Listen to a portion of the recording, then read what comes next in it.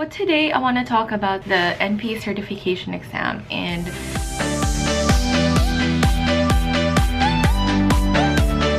hi everybody, so welcome back to my channel. My name is Elaine, and if you're new to the channel, welcome, and if you're coming back, then I'm happy you're here.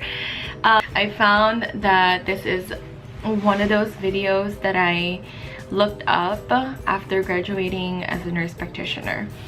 A lot of times people think that after graduation, that's it, you're free to go out there, find a job, but that's not the case if you are a nurse practitioner or even as a nurse. You have to be board certified in order to practice as a provider, and a lot of companies require that you pass either the AANP or the ANCC certification exam. So what is the ANCC and the AANP?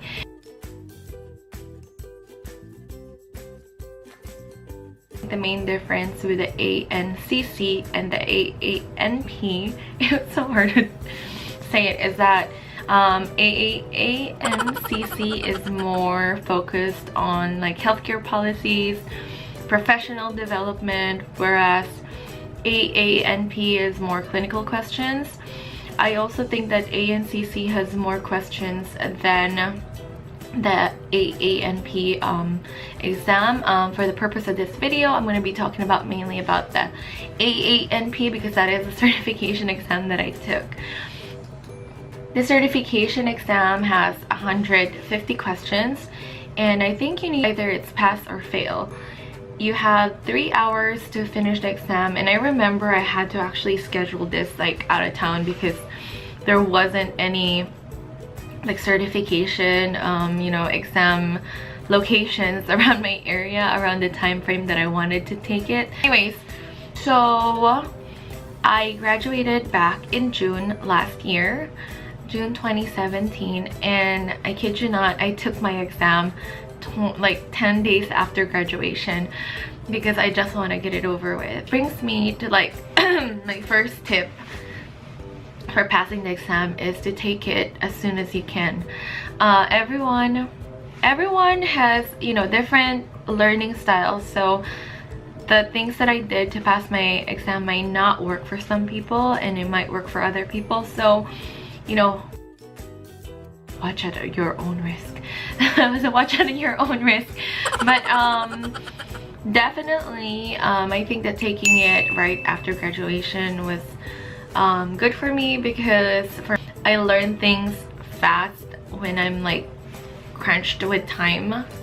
So what are the things that helped me? The things that really helped me, I think a big part of it is definitely Emily Holier's review course. A lot of my friends who graduated this year took review courses with her. They flew from like California to Houston just to take her review course. So I ended up buying her audio CDs and her booklet online. And I think I like about Emily Holier's audio CDs or her review material is that her review courses are funny. These are things that you will remember even when you're taking the exam because you're like, oh, I remember Emily talking about this, and it's really funny. And I think I listened to her audio for 3 weeks straight, that some of them I have memorized already. So yeah, she was really good, and I made sure I took down notes in the book, and as you guys can see here, I really made use of this review booklet. This book was actually recommended by one of my preceptors when I did a rotation in Eureka, California. So I think Emily Holier really helped me a lot. A lot of other people have done review courses with Fitzgerald, and that's fine, but I can't say much about those review courses because I've never taken them.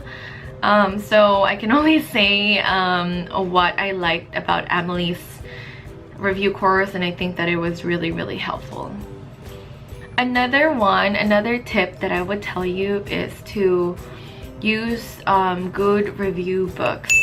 And if you've looked up online how I passed my nurse practitioner exam, how I passed the boards. They would always mention these two books. One's by Leek and the other one is by Fitzgerald. These two books I owned. I bought the Leek book and this has been my Bible ever since. I don't have it right now. The Leek book is really good, broken down into different systems. The thing that I like about Leek over Fitzgerald is that Fitzgerald is a little content heavy compared to Leek. Leek is more focused on just the really important things.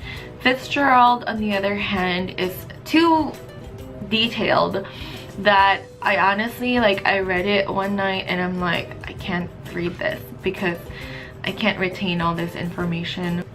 But I've heard good things about Fitzgerald and a lot of people like her also, so check both of those books and see which one appeals more to you. But I personally like Leek better, and my book was so overused. I used highlighters, post-its and everything with this book, and I even use it when I was doing my clinicals before graduation. So it really helped me a lot. Another tip would be, and I think this is very important considering there are a lot of resources out there to, you know, study for the boards. I think that you need to really condense your resources to just focusing on maybe just picking either Leek or Fitzgerald or one or the other.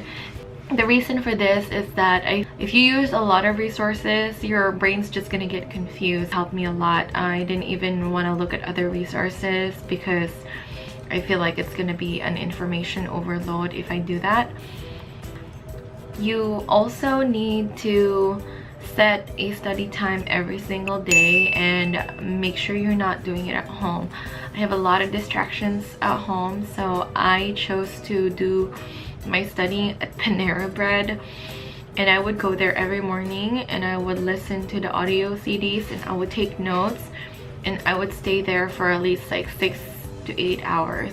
You need to really just buckle down and just get to studying, and one of the most important things before you start studying is set a date. Set a date because this gives you kind of like a time frame of how much you're gonna study for the exam. It will kind of give you a push to really study, because if you don't have a date yet, you're gonna be thinking, okay, I'm gonna just study tomorrow, I'm just gonna study next week, or I'm just gonna do it after all my travels, I'm gonna do this, I'm gonna do that. That setting a time when you're gonna take the exam is really, really helpful, because you know that you really need to work hard before that certain date. Next one, what I would say about the exam. So when I went to go to do the exam room, so this is a computerized exam, but you're gonna be given a paper and a pencil, and you'll be going to like stations of computer. So before I did that, I took my paper and I wrote, I don't know, I'm very spiritual, so the first thing I did is like I put a sign of the cross, and I kind of like gave an affirmation, you know, sentence to myself, you can do it. And then I wrote my name with a MSN, and then FNPC at the end of my name, and it's a constant reminder that when I'm taking the exam that, you know, I can do it, I can do it. You have to really believe in yourself, believe in the hard work that you've put in to pass this exam, all those years that you've spent studying and going to classes and, you know, growing into this provider that you are. So you have to really set a really positive mindset before going to this exam, that I will pass this, I can do this. A lot of people have anxiety taking big exams like this. I'd say get some good sleep, eat some good breakfast before you go to the exam, and just do it. Anything failing is probably going to be disheartening and it's going to be very, very disappointing. But you know, failure is a way to teach us something, and the good thing with this kind of exams, although expensive, is that you can retake it again, and it's not like if you fail it then you're done, you can't take it anymore. So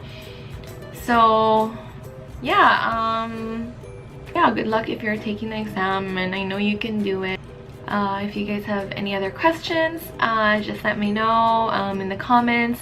Make sure you leave comments, like this video, and I will see you guys in my next video. I'm sorry I didn't upload this Monday. I've been so busy. It's been crazy hectic this past days, and it's gonna get even crazier. But anyways, I will see you guys, and I hope you guys have a great day. Happy hump day. Bye everyone.